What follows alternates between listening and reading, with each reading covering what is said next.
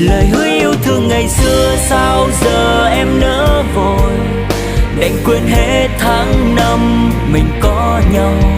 Còn tim tôi vỡ nát bay theo từng cơn gió, ngàn mũi dao đâm sâu vào tim.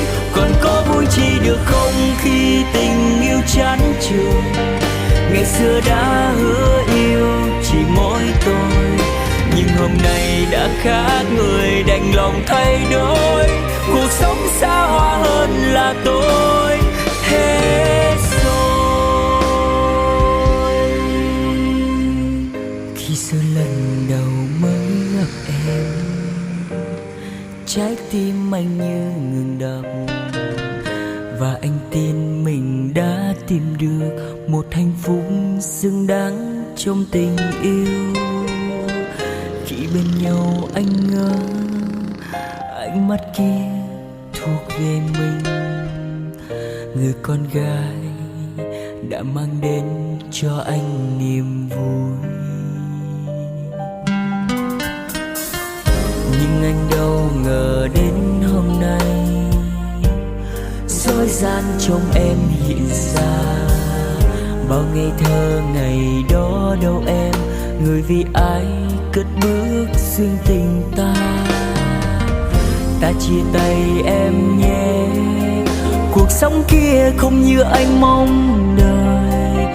Đợi là thế, nhiều sóng gió con thuyền ta lênh đênh giữa khơi. Lời hứa yêu thương ngày xưa sao giờ em nỡ vội, đành quên hết tháng năm mình có nhau. Còn tim tôi vỡ nát bay theo từng cơn gió, ngàn mũi dao đâm sâu vào tim. Còn có vui chi được không khi tình yêu chán chường. Ngày xưa đã hứa yêu chỉ mỗi tôi, nhưng hôm nay đã khác người, đành lòng thay đổi. Cuộc sống xa hoa hơn là tôi hết rồi.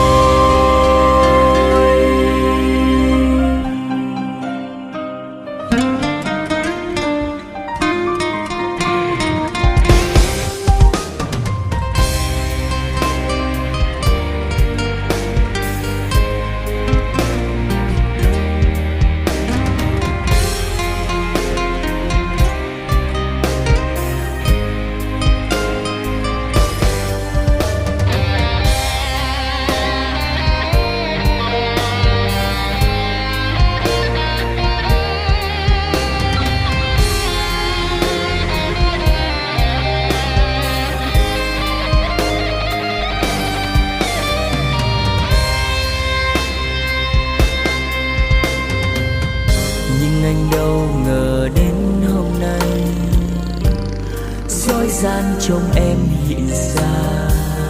Bao ngày thơ ngày đó đâu em, người vì ai cất bước xuyên tình ta.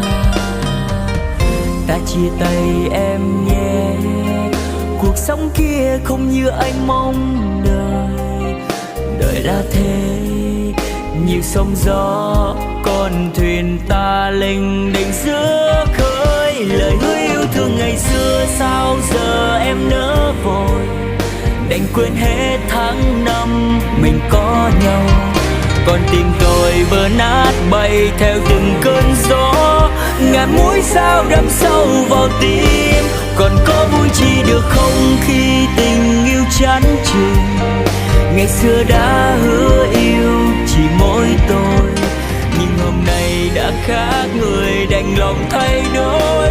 Cuộc sống xa hoa hơn là tôi hết rồi. Lời hứa yêu thương ngày xưa sao giờ em nỡ vội, đành quên hết tháng năm mình có nhau. Còn tim tôi vỡ nát bay theo từng cơn gió, ngàn mũi dao đâm sâu vào tim. Còn có vui chi được không khi tình yêu chán chường.